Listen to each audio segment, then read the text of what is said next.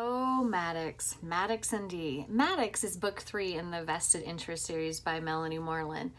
Um, I was really blown away by Maddox's book because Dee and Maddox, you've seen him in Bentley and you've seen him in Aiden's, and then now you're like, okay, this is going to be easy. Maddox doesn't really have a lot of, ghosts in the closets. There's just going to be a love story. It's just getting Dee to break down her walls and, let somebody in for her to fall in love with. And really, they have a lot of growing to do because both people, they're not, Maddox and Dee don't want a relationship, but they're already in a relationship, as Maddox points out in several pages later, that, they've been in a relationship. They've been, having sex and having dinner and, talking to each other and texting each other. But Dee just can't accept that she's been in a relationship because Dee's been burned. And, her and Cammie's past kind of ultimately is the issue that she has to get over. Is she a manic depressant like her mother? Is she love is not there because you can't love somebody because you're obsessed with them, and she has to overcome some of those things. But then there's Maddox that, he's maybe 3 years younger, but he's the old guy in the group. He's the silver fox, and he's the money guy. He has the numbers, and he really does observe before he jumps in. And him and Dee just have this relationship that it's a connection, that they're drawn to each other. They're drawn to their old souls, and they're drawn to what they feel. They're just so afraid to say them out loud.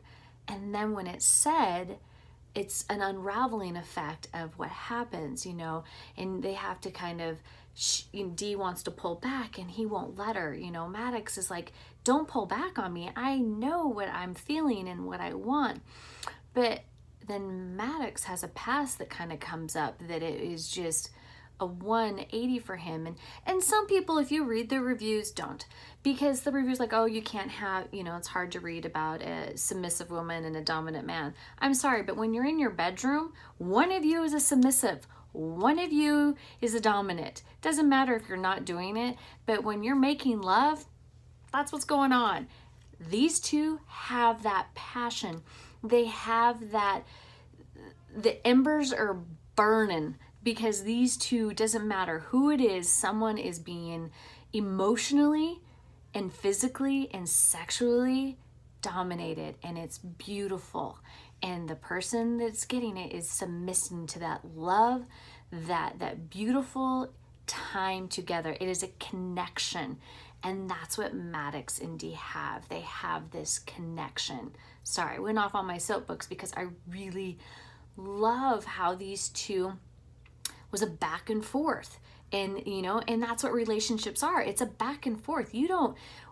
Sometimes you don't want to be in that relationship because you're struggling with something simple, and that other person overpowers that simpleness and explains to you, it's not, I love you for this, not this, what's in the heart. And that's what I see in Maddox and Dee. And it was, I loved this story. I liked Maddox. I've always liked Maddox. I liked how Maddox befriended Richard, which you guys will see. It's the ridge that they're building, these beautiful condos. You get to see where he kind of just opens up, and what his past is forgivable and it's understandable, and what his friends do to fight for him.